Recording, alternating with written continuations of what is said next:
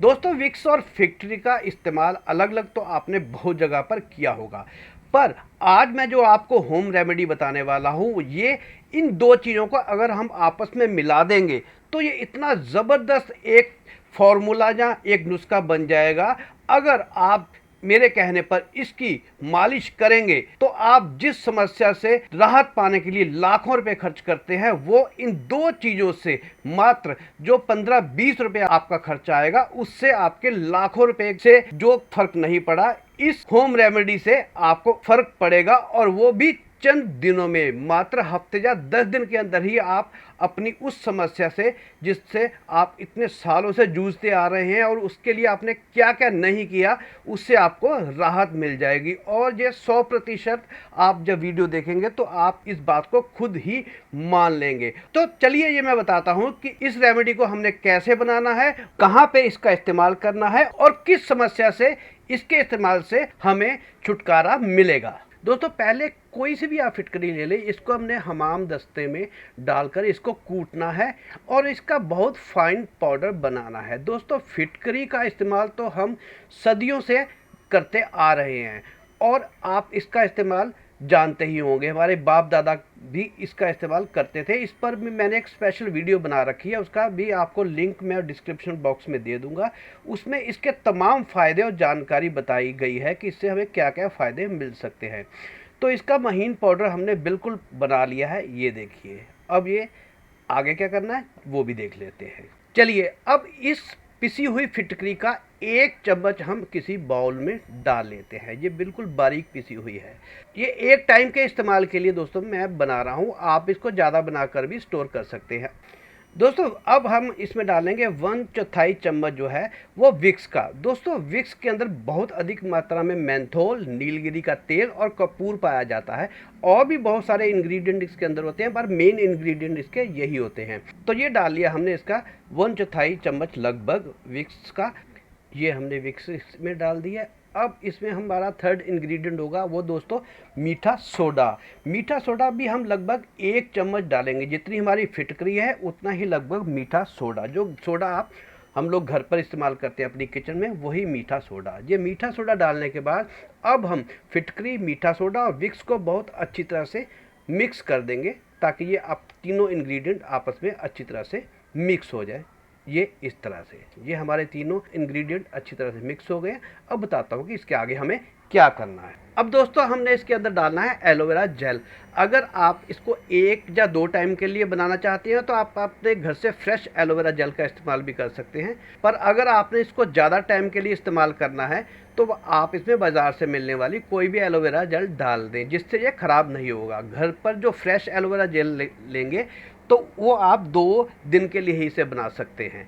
तो ये हम इसके अंदर लगभग 1/4 जो चम्मच जो है वो एलोवेरा जेल डाल देते हैं और इसको भी हम अच्छी तरह से इसके अंदर मिक्स कर देते हैं। ये चारों इंग्रेडिएंट बिल्कुल अच्छी तरह से आपस में मिल जाने चाहिए।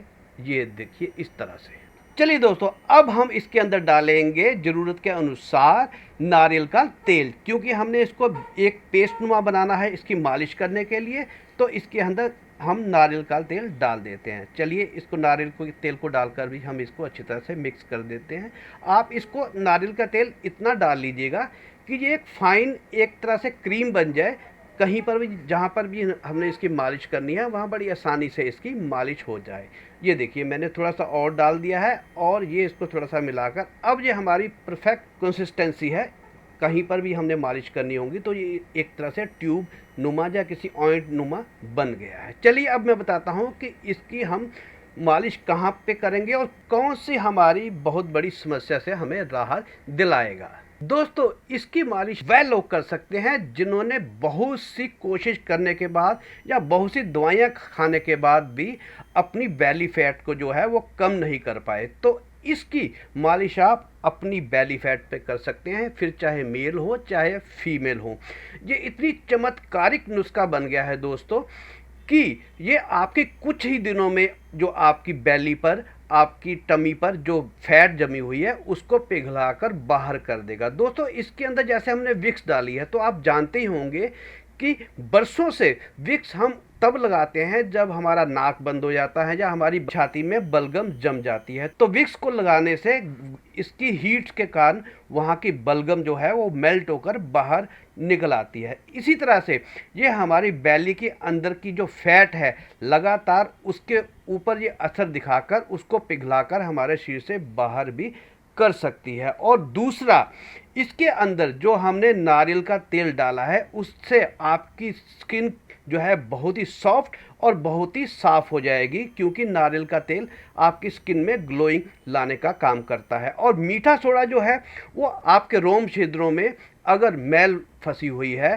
तो उस मैल को निकालने का काम करता है और आपकी बैली को, आपकी स्किन को जो है बिल्कुल साफ करने का काम करता है। और थर्ड, जो हम इसके अंदर एलोवेरा डाल ले रहे हैं उसका फ़ायदा उन औरतों को भी मिलेगा जो औरतें डिलीवरी के बाद जिनके पेट पर स्ट्रेच मार्क्स बन जाते हैं, उन मार्क्स को भी दूर करने में ये वाली जो हमारा नुस्खा है ये बहुत कारगर साबित हो सकता है। अगर आप लगातार इसका इस्तेमाल करते हैं, इसको अपनी बैली पर लगाकर और उसके ऊपर कोई सी भी ऐसी पॉलीथीन बांध दीजिए तथा सारी रात के लिए सो भी सकते हैं। ये लगातार 5-7 घंटे तक आपके लिए लगातार आपकी स्किन पर काम करेगा और आपकी बैली फैट को कम करने में, मेल्ट करने में हेल्प करेगा तथा जो स्ट्रेच मार्क हैं जो डिलीवरी के बाद अक्सर फीमेल्स को हो जाते हैं उनको भी दूर करने का काम करेगा और आपकी बैली को बहुत ही खूबसूरत और बहुत ही स्लिम ट्रिम बनाने में आपकी हेल्प करेगा। तो दोस्तों, ये रेमेडी आपको कैसी लगी? इसको बनाइएगा, बहुत ज़बरदस्त है, बहुत आसान है बनानी और इससे आप बिल्कुल स्लिम ट्रिम हो सकते हैं। तो इसको बनाइएगा और अगर आपको फ़ायदा मिले तो चैनल को आपका सब्सक्राइब भी अवश्य कर दीजिएगा और और लोगों तक भी इस वीडियो को अवश्य शेयर करिए ताकि वो भी अपने बेली फैट को कम करके स्लिम ट्रिम हो जाएं। तो चलिए दोस्तों, मिलता हूँ जल्दी से एक ऐसी ही और नई वीडियो के साथ। तब तक के लिए धन्यवाद वीडियो देखने के लिए। नमस्कार दोस्तों।